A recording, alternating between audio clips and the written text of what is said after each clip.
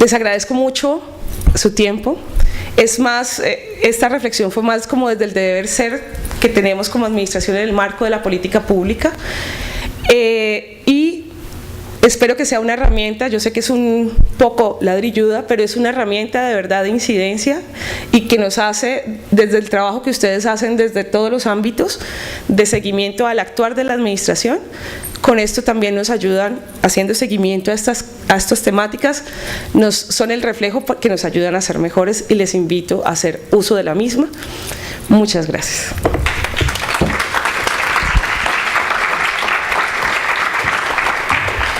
Bueno, muchas gracias. Vamos a hacer un pequeño descanso. Las preguntas... ¿No vas a estar al final? Listo. Entonces vamos a hacer ronda de preguntas con las dos primeras ponencias, ¿sí? Con las estudiantes Lady María José y la doctora Mayra. Entonces cerramos esta primera parte y luego de la ronda de preguntas continuaremos entonces con un pequeño break de 5 a 10 minutos que sigue personería y que continúa pacto por la productividad. ¿Listo? Me levantan la mano y nosotros llevamos el micrófono.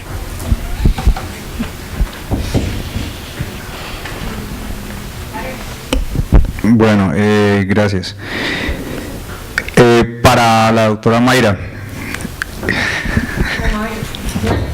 Bueno, hay un tema que me preocupa, y es el DANE ayer informó de que el censo se va a realizar a mediados del 2016, que ya está cuadrado con planeación. Entonces, si nos vamos a lo que ocurrió con el censo del 2005, nosotros tuvimos datos a finales de 2007 y es con lo que venimos trabajando hasta ahora. Si nos ponemos a pensar en eso, entonces, y bajo lo que se ha logrado entre la Secretaría de Desarrollo y Secretaría de Salud, la caracterización es el 30% de la población en Cali, o sea que estamos muy quedados con ese tema. Nosotros tenemos datos con los cuales no podemos trabajar fehacientemente. Si nos vamos a esto, entonces vamos a seguir con este proceso. Si no hacemos algo rápido para que se caracterice a la población, entonces vamos a seguir en este debacle que no tenemos información actualizada. Eso es lo primero. Y lo segundo, con todo respeto, el tema del cumplimiento de metas, lo hemos revisado desde hace mucho rato y aparentemente en números se muestra una realidad que no es la coyuntural. Si yo digo que el municipio en sus respectivas metas tiene porcentajes de cumplimiento de 104, de 84, etcétera, sobre 300, 700, 1000 personas, eso es como si yo dijera que en este momento la organización de aquí dijo que iban a tener, no sé, 30 estudiantes y entonces hay un cumplimiento de más del 120% y resulta que los estudiantes del ICESI son 5.000, entonces 30 de 5.000 no es nada. Entonces ese es un tema que es bastante complejo. Esa es la pregunta para la doctora Mayra. Y para las dos estudiantes, sobre el tema del manejo que está trabajando sobre lo que hace el GAPI, me pregunto si la jornada que se hace semestralmente no debería ser permanente. Es muy difícil que usted le diga a una madre de un niño con PC que tiene un problema específico en salud y que le pasó hoy, que tenga que esperarse a que haya una de las jornadas de brigada jurídica dentro de 3, 4 o 5 meses y resulta que ella tiene su problema ya y necesita la asistencia jurídica ya. Entonces era una consulta que le iba a hacer. Gracias.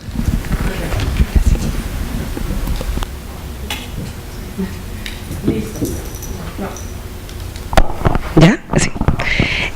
Efectivamente, esa es la situación con el censo y tenemos este desafío y voy a explicárselos más o menos cuál es. Resulta que nosotros, si queremos hacer un censo como tal, que se llame censo, debe contratarse con el Departamento Nacional.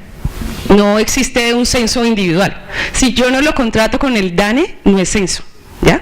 Pero entonces está la paradoja de cómo contratar un censo cuando viene un censo.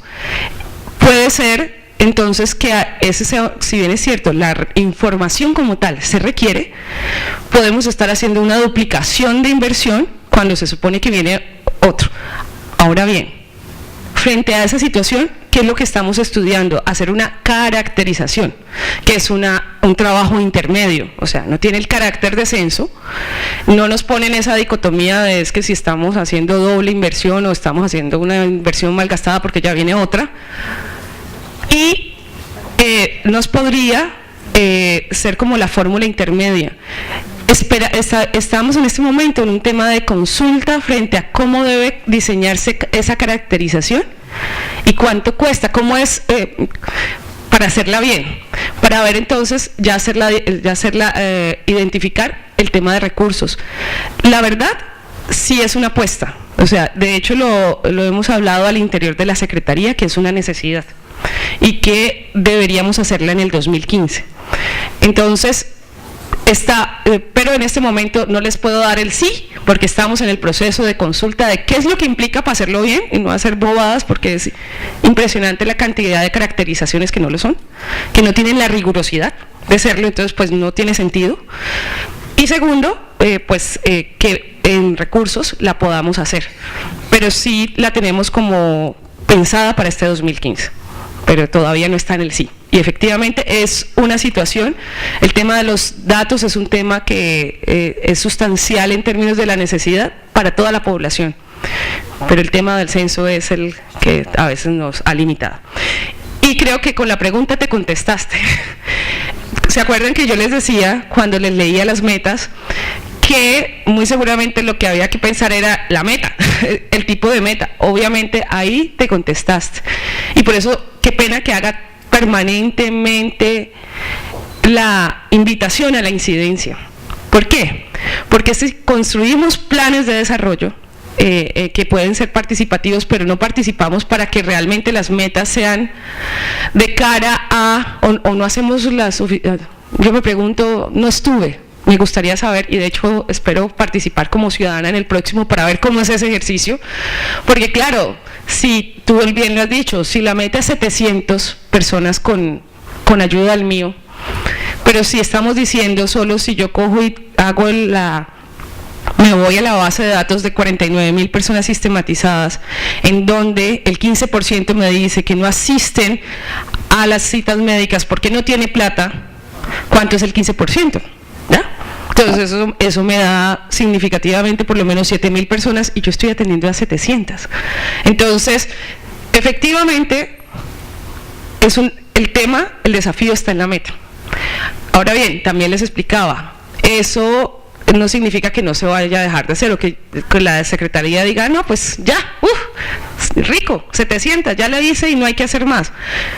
Esos de los temas que no son negociables y hay que seguirlos haciendo. Pero también hay otra situación que es real, y es que en el marco de la apuesta del saneamiento fiscal en el que estamos en esta administración, no tenemos los recursos, por ejemplo, para impactar las 7,000.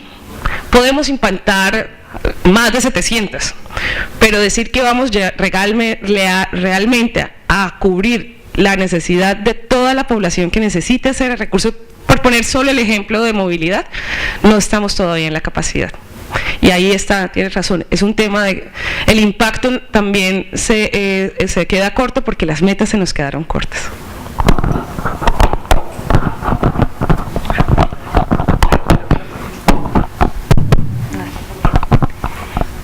Bueno, como respuesta a su inquietud, quiero hacer una aclaración.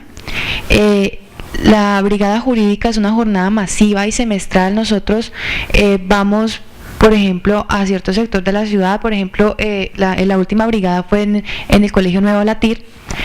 No obstante, nosotros como Grupo de Acciones Públicas trabajamos dentro de un consultorio jurídico. Ese consultorio jurídico brinda asesoría jurídica integral, es decir, siempre tiene las puertas abiertas para que cualquier persona con alguna inquietud de tipo jurídico asista y pida asesoría de nosotros los estudiantes. Nosotros tratamos cualquier tema y sobre todo y con mucho énfasis en la parte de la protección de derechos fundamentales de las personas y los grupos vulnerables. Entonces, en ese caso, nosotros no solamente estaríamos abarcando semestralmente, sino que diariamente durante el semestre estamos dando atención jurídica. Muchas gracias. Y como aclaración, pues la atención psicológica también funciona en el consultorio jurídico y también es semestralmente se continúan las actividades, no solo en la brigada, sino también todo el semestre.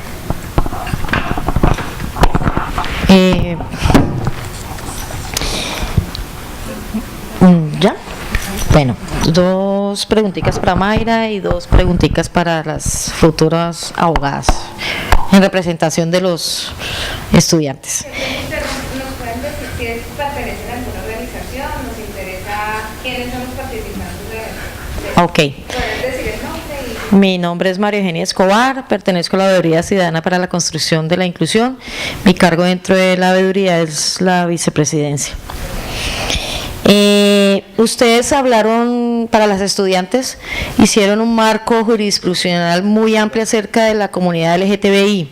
La pregunta es, ¿qué pasó con el marco jurisdiccional acerca de la discapacidad?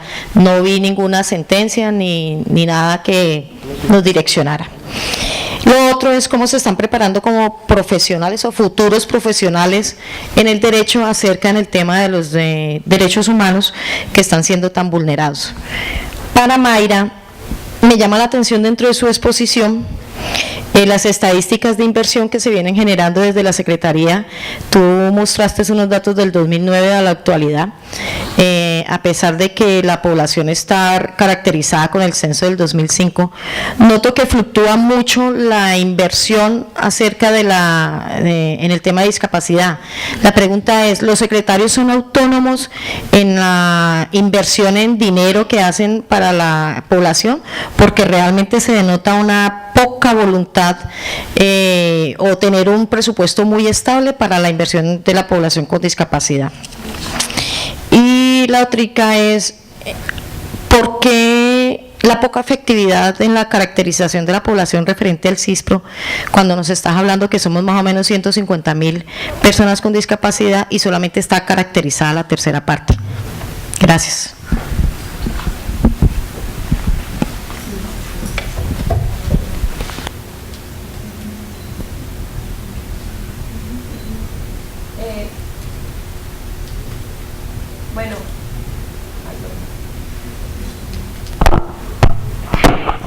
Bueno, lo que pasa es que con la comunidad LGTBI lo que hicimos fue desarrollar jurisprudencialmente el reconocimiento como pareja. Sí, nos enfocamos en eso y traemos ese caso emblemático, que es el reconocimiento como pareja. Y en el caso de las personas con discapacidad, lo que hicimos también fue traer 2 casos emblemáticos, porque en verdad hacer una línea jurisprudencial de los derechos que se le han reconocidos a las personas con discapacidad por parte de la Corte Constitucional, pues aquí nos quedaríamos, mínimo necesitaríamos muchísimo tiempo para poder desarrollarlos, porque no solo son derechos al trabajo, sino son derechos de acceso en políticas públicas. Pues puede que no se acaten del todo, puede que las sentencias sirvan para enmarcarse, pero en verdad son muchos los derechos que se le han reconocido, y quisimos traer 2 sentencias que consideramos que son fundamentales, porque explican esa situación en la que se encuentran las personas y pues son casos, como dije, específicos en cierto tipo de discapacidad, porque pues la investigación no la hemos llevado a todos los derechos que se le han reconocido. La segunda pregunta se trataba sobre el marco, digamos, de protección, ¿cierto? La pregunta iba marcada de eso. A la formación. A los estudiantes.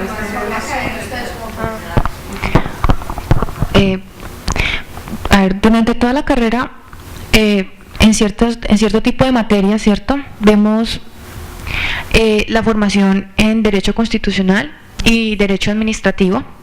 Entonces, básicamente eso se rodea frente a lo que son los deberes del Estado, y también vemos mucho lo que tiene que ver con la condición de vulnerabilidad. Digamos que lo que hablamos del principio de igualdad es algo básico que nosotros tenemos que tener en cuenta al momento, por ejemplo, de llegar a consultorio.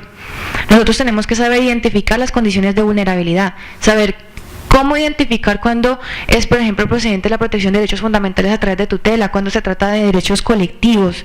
¿Qué acciones constitucionales o si simplemente podemos apelar a la aplicación de la ley? Porque digamos que las políticas públicas o en materia normativa, hablar de, digamos, de las personas con discapacidad, ha habido un avance muy significativo y sobre todo con la ley 1618.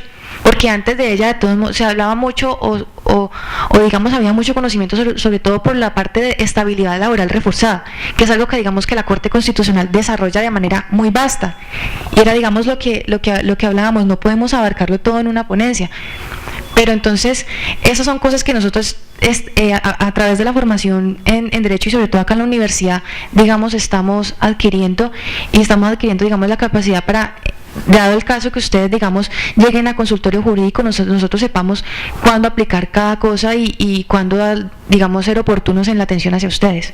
Muchas gracias.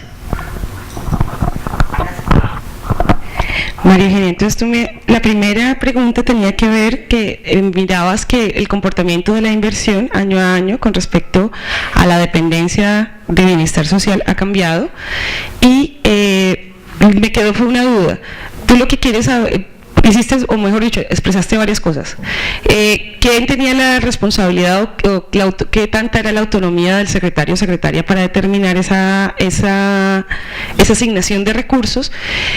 La otra que hablabas es que era una expresión de la voluntad política, o no entiendo. Del secretario. Bueno, te cuento. Efectivamente sí existe una autonomía, pero no es, esa autonomía está limitada en términos reales por temas de cumplimiento de metas. Entonces, ¿qué pasa? En el marco de cumplimiento de metas, permanentemente tenemos es la retroalimentación con relación a las metas en las que estamos trabajando, cuáles hemos cumplido y cuáles debemos cumplir. Entonces, por ejemplo, sí nos puede pasar que tenemos una decisión en términos de inversión y que nos digan, no, por allí no es porque esa meta no es procedente o no está, o esta acción que usted quiere hacer, ojo que no está en el plan de desarrollo. Esa es una de las limitaciones. Ahora bien, en términos reales, lo que sí te puedo decir es, digamos, desde la dependencia, un poco la estrategia ha sido, hay unas situaciones dentro de las acciones que tenemos que hacer de atención a todas las poblaciones, hay ciertas acciones que tienen un carácter legal y de obligatoriedad, porque es restablecimiento de derechos. Y es todo el tema de violencias hacia niños, niñas y adolescentes, es el tema de atención a las mujeres víctimas de violencia. Eso es lo que tienen que ser por lo general hogares de paso, y también el tema de ancianatos para el restablecimiento de derechos de los ancianos que han sido abandonados, tienen buena parte del recurso. Tienen la gran parte del recurso, sobre todo el hogar de paso de niños, niñas y adolescentes. Una vez se cubre, digamos, el ejercicio de lo que debe hacerse para el restablecimiento de derechos, de acuerdo a la asignación, se intenta entonces repartir directamente las poblaciones. En ese sentido, lo que yo sí te puedo decir es, si se trata de voluntad política, de mi parte y de parte del alcalde, la estrategia ha sido intentar que las poblaciones que menos se han visto beneficiadas desde el ejercicio histórico, se vean beneficiadas con mejores programas, pero con la restricción económica. Y lo único que puedo decirte es que la muestra de eso es que hemos pasado de 757 millones cuando se hizo la inversión, cuando recibimos la administración, a una inversión actual que está en 975, y que en la medida en que aumente dicha inversión, nos den más recursos, esperamos aumentar esa inversión. ¿Esa inversión es anual o es aporte ahorita? La inversión es anual y los 975 es lo que para el año 2014 hemos establecido en los recursos para implementar. Y la otra pregunta tenía que ver, tú hablabas de la poca efectividad del sistema CISPRO. Efectivamente, ¿qué tenemos con el sistema CISPRO? El sistema CISPRO resulta que es manejado a nivel nacional, y una de las situaciones más complicadas es que nos den la clave de acceso para el ingreso. Hemos logrado que nos den 2. Entonces, por eso hay solo un sitio en salud y un sitio en bienestar social. Ahí está la razón más grande. Eso significa entonces, ¿qué? ¿Tú le puedes comentar al auditorio qué es CISPRO? Creo que no lo conoce. yo les estaba contando que es el sistema, es la base de datos y el sistema nacional que construyó el Ministerio de Protección para la caracterización de la población con discapacidad. La idea entonces es que se supone que esa es nuestra línea de base permanente, ¿ya? Desde allí en teoría deberíamos establecer o recoger la información de base que necesitamos. Una de las cosas que de hecho nos preguntamos con respecto a ese análisis de la caracterización que se requiere es si el CISPRO como sistema llena esa necesidad de la información que requerimos o si tenemos que hacer una caracterización diferente. Porque claro, la limitante del CISPRO, como les digo, es que tenemos dos. Hemos logrado ya pasar de una a dos permisos. Obviamente se pueden gestionar más. Entonces la estrategia que estamos viendo es, se gestionan más y el montaje es utilizar el CISPRO para caracterizarlos a todos, o se hace otro tipo de caracterización y otro montaje diferente que permita desde un proyecto llenar en el 2015. Leonor Salazar Puyo, trabajo en el Instituto Tobías Emanuel. ¿Por qué en la revisión que se está haciendo del acuerdo del Consejo Municipal sobre la composición del Comité de Discapacidad Municipal no hay un representante de las organizaciones que atienden personas con discapacidad intelectual? No, hay un representante de los padres de familia.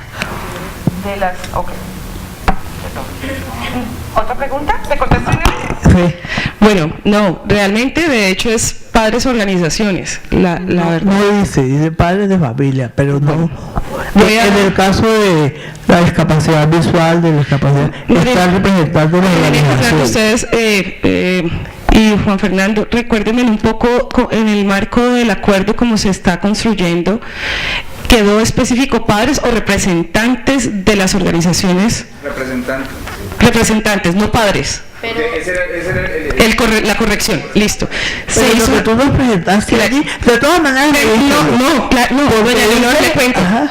Lo que pasa es que en la presentación se la mostré de cómo estaba funcionando. Está en proceso el cambio. Y de hecho, uno de los cambios en el marco de la actualización es que se radicó el tema de padres. Es un representante de las organizaciones de personas con discapacidad. Aparentemente tendrían dos representantes de las personas con discapacidad intelectual. Uno el representante de organizaciones que atienden personas con discapacidad intelectual y otro el representante de padres de familia con alguna razón, porque la discapacidad intelectual pues es más vulnerable que las otras discapacidades, ¿no es cierto? Para poder tener una participación ciudadana. Pero pues para que se revisen eso, ¿no? Muy gracias. Bueno, no sé.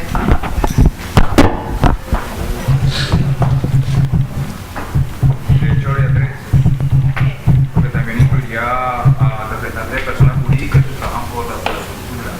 Claro, si ingresaran como parte de los... No, porque las organizaciones son organizaciones jurídicas. Serían dos.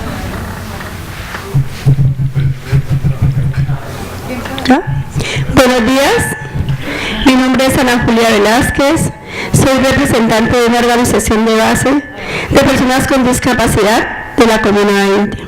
Como los que conocen la Comuna 20, la Comuna 20 es una comuna que consta de 12 barrios, ¿sí?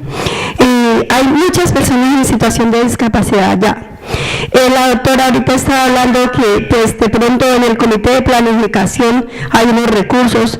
Allá nosotros estamos representando en el comité de planificación, pero doctora, esos recursos, eso es para nosotros como representantes de la discapacidad, es muy triste, porque con esos recursos a veces nos tiran la comunidad encima de nosotros, porque ¿qué pasa? Cuando hay una necesidad de una persona con discapacidad, vaya bien al representante de la discapacidad que hay en el comité de planificación, que ellos son los responsables del recurso que hay para la discapacidad allá, y nosotros ni siquiera tocamos ese dinero porque eso nos mandan un ejecutor para que él ejecute los proyectos allá. A veces si nosotros no nos paramos en la raya, pues ejecutan como ellos quieren, pero como pues ya nosotros estamos aprendiendo, entonces estamos, pero ¿qué pasa con esos recursos? Son muy pocos, y la comunidad dice que el que está representando ya está robando la plata, entonces nos ponen a uno entre la espada y la pared. Entonces pienso que la administración o usted, doctora, nos tenga en cuenta eso, las organizaciones de base, que estamos dándonos cuenta de la verdadera realidad y la situación tan difícil de las personas, de las familias. Perdón, usted ahora decía que no podemos trabajar con ese término del pobrecito. Pues yo le digo que eso es un proceso. Primero hay que sacarlos de esa mentalidad de pobrecito y para eso hay que ayudarlos, para eso hay que invertir en ellos. Porque hay muchos que de verdad no tienen ni para comer. Hay situaciones de... Nosotros que estamos allá y que vivimos la realidad, sufrimos. Vea, yo no tengo ninguna discapacidad, pero porque estoy metida en esto, porque tengo una niña en situación de discapacidad, tiene 17 años, en este momento ella es una niña autista y aparte de eso tiene SEA y está prácticamente o sea, qué pena comentarles esto aquí, pero yo el trabajo que hago me duele, porque a veces, porque no tenemos recursos para continuar, tenemos 35 personas a nuestro cargo, y no tenemos recursos porque llega lo del comité de planificación, se trabaja con ellos, muy chévere, hay refrigerio para ellos y todo, pero se acaba y para continuar el proceso me toca a mí y a las otras señoras aruñar por ahí a ver de qué manera para que el proceso no se muera. Y nosotros estamos, en este momento tenemos un grupo que con la lucha, una chirimía tenemos y estamos luchando ahí, pero necesitamos apoyo de ustedes para poder salir adelante. Arriba en Llera se conformó un grupo de artesanías, el proyecto dejó una plancha para estampar camisetas, pero se quedó allí. No hay plata para continuar, profesor, para que los pula más, porque igual ellos ahí están, todavía siguen de pobrecitos porque no hay recursos para continuar el trabajo de estampado en tela, porque ellos necesitan pulirse cada día más, ¿sí? Entonces ahí yo quisiera que ustedes, cuando inicien este proceso de caracterización, nos tengan en cuenta a las organizaciones y a los grupos que se están conformando allá, porque nosotros estamos conformando grupos que se están apersonando de estas personas con discapacidad. Se nos tenga en cuenta a nosotros para que también nos den trabajo, porque nosotros también necesitamos, porque estamos pasando por las personas que están representando la discapacidad, estamos pasando por situaciones difíciles también. Entonces se nos tenga en cuenta en trabajo, no que nos den que nos den trabajo, empleo, nos capaciten para trabajar nosotros también. Muchísimas gracias, doctora, y disculpe.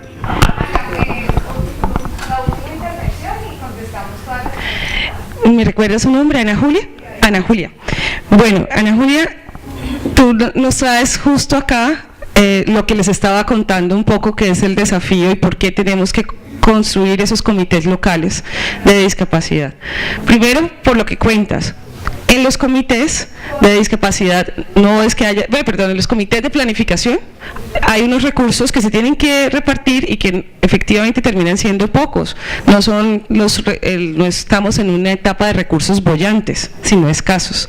Así las cosas se reparten y muchas veces en proyectos específicos. ¿Qué pasa? Y es importante aclarar, Ana Julia, y lo entiendo.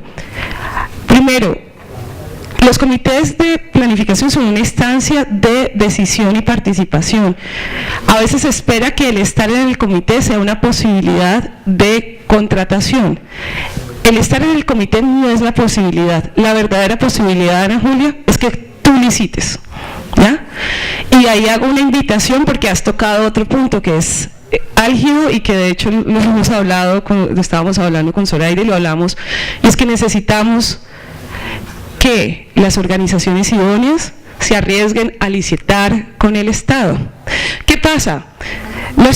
No quiero entrar a calificar que es que no son idóneas las que están, pero creo que nos estamos perdiendo de la posibilidad de que justo las organizaciones que están en el territorio, como tú lo dices, tú estás en el territorio, tienes el grupo de los jóvenes, además tienes una hija, etcétera, tienes un saber hacer, pero resulta que la posibilidad que existe en el marco de la ley es o que licites o que hagamos convenios, y estamos en ley de garantías.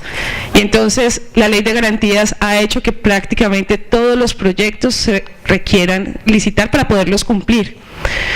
¿Y qué pasa? Existen organizaciones que se han especializado en contratar, y en ese marco de especializarse en contratar, no necesariamente significa que todas sepan y tengan la formación que se requiere para atender a las poblaciones de manera específica. ¿Qué hemos hecho nosotros también, Ana Julia?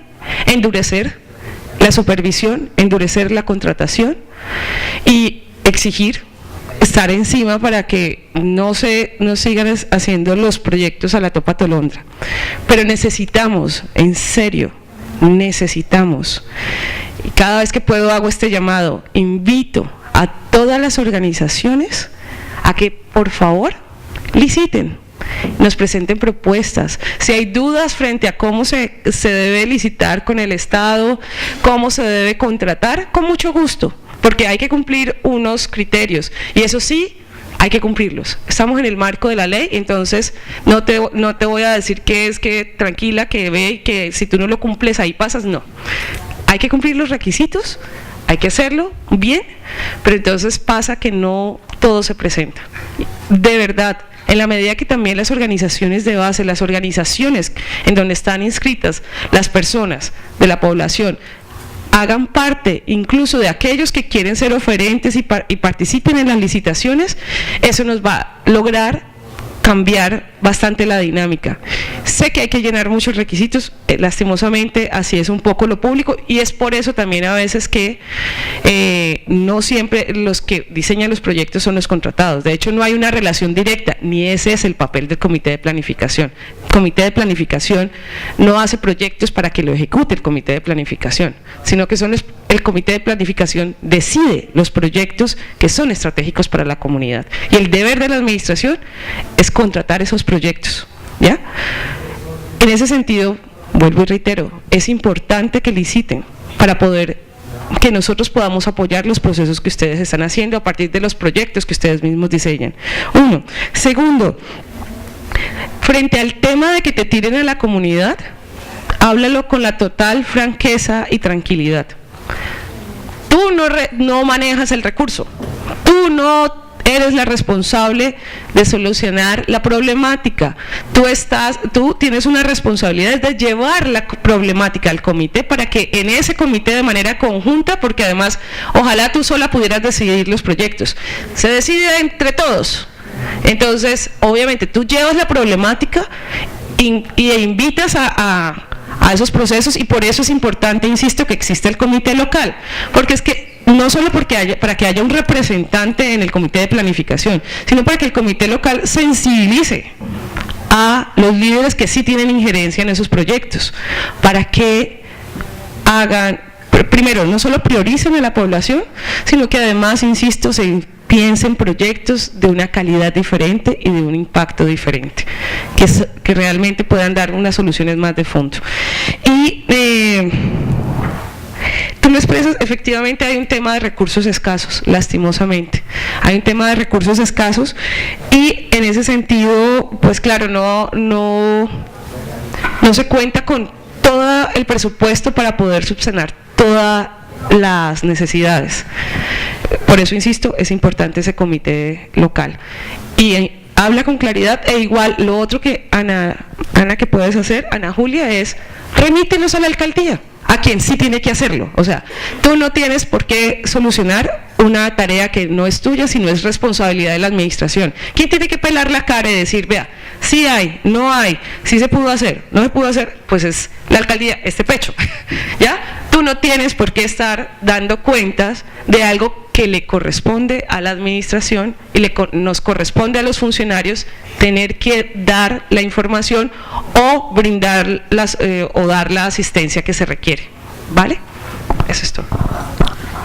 Buenos días, mi nombre es María del Carmen Astaiza. También vengo de la Comuna 20, pertenezco a la Fundación Ambiental Chalón. Soy madre cabeza de hogar, víctima del conflicto armado. y a la vez también pertenezco a la Junta de Acción Comunal de uno de los barrios de la Comuna 20. También tengo un hijo en situación de discapacidad. Esto es cognitiva progresiva, que le llaman enfermedades huérfanas, donde también me gustaría que entrara a formar parte allá en este colectivo, ¿cómo es que le están llamando? Comité. Me gustaría también, ya que escucho pues el tema de la empleabilidad, si es posible, porque si miramos en las cifras que estaba dando, la mayoría de las personas son de extractos bajos. Si miramos nosotros allá con la compañera Ana Julia, en esta comuna, la mayoría son de enfermedades cognitivas, donde no entrarían a formar parte de este proceso. Mirando cómo otras partes son adulto mayor. Y si vamos a esto, el adulto mayor, algunos ya reciben un auxilio del Estado, ¿sí? Por ser de la tercera edad. Los niños en su situación no pueden acceder a estos subsidios porque no estudian, o sea, no tienen el subsidio de Familias en Acción. A mí me gustaría que ustedes desde el municipio miraran cómo enlace, cómo hacen una estrategia de bajar un subsidio para estas personas en esta situación. ¿Por qué? No todos son de una edad avanzada para decir que reciben el subsidio de la tercera edad, y tampoco les cobija lo de los niños porque no están estudiando o por alguno u otro motivo. Entonces, a ver cómo ustedes desde allá de su espacio, de la alcaldía, miran esa facilidad o esa oportunidad, o a ver qué se hace para un subsidio para estas personas, porque no, como decían ahorita, el no pobrecito, pero es verdad, carecemos, muchas veces hay que decirlo así, porque no solamente está la persona en la situación de discapacidad, sino que somos los familiares, ¿sí? Y eso nos impide, ya no seríamos discapacitados, sino incapacitados a hacer algo otro tipo o mejor calidad de vida. Gracias.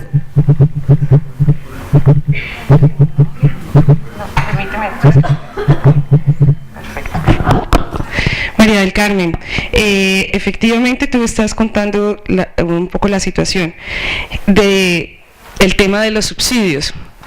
A nivel nacional existe en este momento programas de subsidio, los programas de subsidio son o los de Familias en Acción, como lo has contado, o los de Colombia Mayor, que es el subsidio al adulto mayor, y en donde ese subsidio privilegia específicamente, o digamos en teoría prioriza y en términos de que exige menos edad si la persona tiene discapacidad, pero obviamente tiene que ser adulta, o sea, no puede ser menor de edad. Y lo de Familias en Acción efectivamente está asociado a la educación. Así las cosas, frente al tema de subsidio, digamos que se cree un programa para eso, obviamente me llevo la inquietud para establecerlo, pero sé que es un tema que tiene que ver con recursos nacionales, porque a nivel local, digamos, todavía, de hecho Cali todavía está en problemas está en saneamiento fiscal. Así las cosas, eso significa que no estamos en un momento, digamos, boyante, que nos permita, por ejemplo, como sí pasa, pero no para este caso, sino por ejemplo para adulto mayor, Medellín sí, con los ingresos que tiene además de su empresa de servicios públicos, sí tiene vida independiente, y también miembros de la Veeduría Ciudadana para la construcción de la inclusión. Entonces, digamos como que estas tres entidades llevan y junto con miembros también de personas con discapacidad, hacen estas visitas a varios escenarios en las cuales se van evidenciando poco a poco las barreras y los obstáculos que van teniendo este tipo de población, esta población. ¿Qué nos muestra esto? La persistencia de los elementos físicos, arquitectónicos y urbanísticos, que en últimas son generadores de exclusión y limitantes limitantes en la autonomía de las personas con discapacidad. Entonces vamos viendo cómo esta situación nos la vamos enfocando y le vamos dando una mirada desde los derechos humanos, porque no es solo decir, ay sí, no puedo caminar, es que no es solo el hecho de no poder caminar, es que está atentando incluso contra mi dignidad humana. Los cambios que, incluso esto nos va mostrando también este informe, pues a lo largo del informe, que los cambios que se han realizado han sido cambios motivados incluso por fallos judiciales, donde son los jueces, donde son los tribunales, los actores que van teniendo participación en la materialización del proceso de inclusión. Y resulta que este proceso recae en cabeza del Ejecutivo, del ejecutor del gasto. Entonces ahí vamos viendo cómo se van, digamos, desconociendo ciertas obligaciones y desconociendo ciertas prácticas, por así decirlo, obligadas, y que son legalmente obligadas, constitucionalmente obligadas. Esto nos va llevando obviamente a una situación, como yo les decía, de vulneración de derechos muy grave, y lo cual se va presentando, es decir, como yo les decía a ustedes ahorita, la discapacidad es un tema muy amplio y mal haríamos en guardarlos todos en una misma bolsa, por así decirlo, ¿cierto? En este sentido, el informe de barreras arquitectónicas se concentra, digamos, en un aspecto de la discapacidad, y es en cuanto a la accesibilidad al interior de los escenarios sociales, escenarios también deportivos, escenarios culturales, medios de transporte, en cuanto a terminales, en cuanto a buses.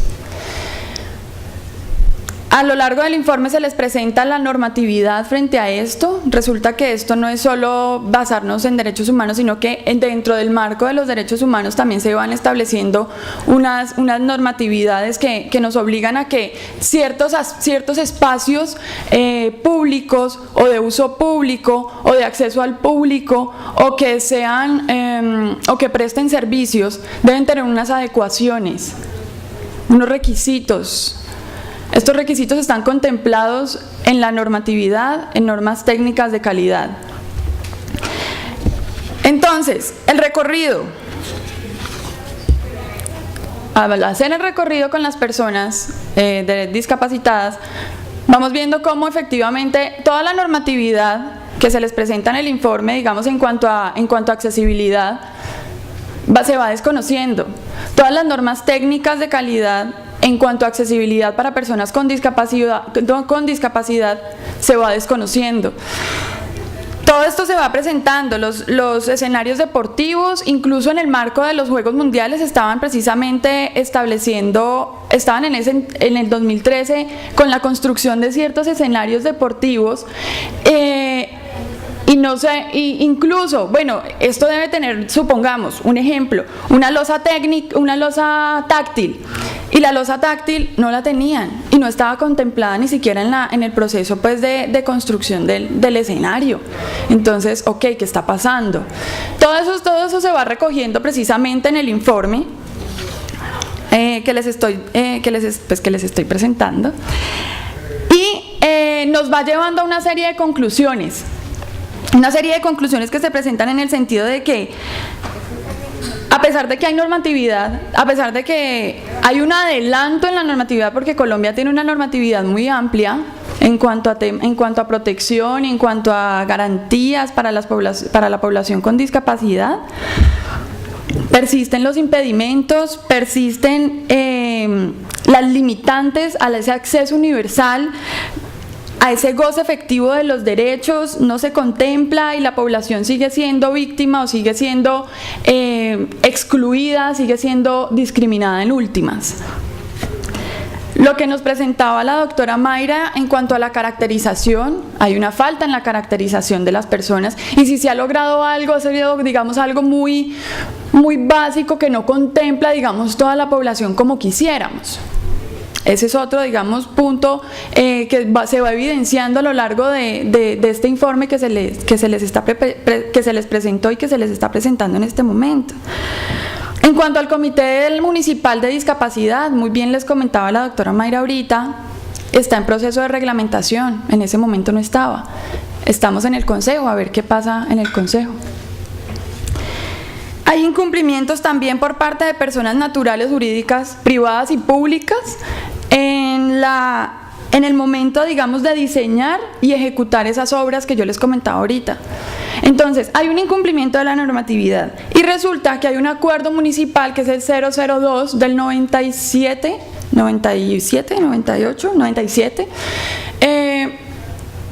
que dice, bueno, si se va a diseñar algo, debe contemplar ciertos requisitos técnicos.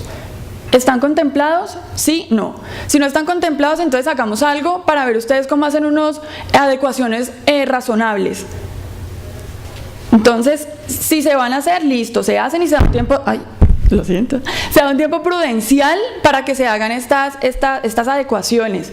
Pero si no, digamos que si no se hacen y ya está dado, entonces hay una sanción. Entonces, hay un incumplimiento, como les decía, de la normatividad al momento de diseñar y ejecutar obras.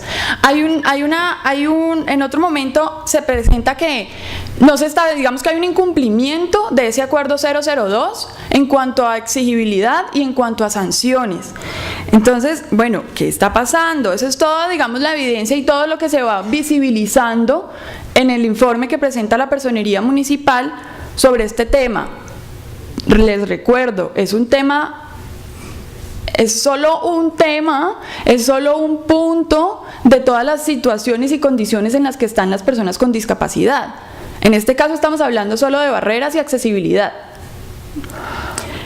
No hay una concientización ni una sensibilización, es complicado al momento pues de yo diseñar o de yo pensarme la ciudad.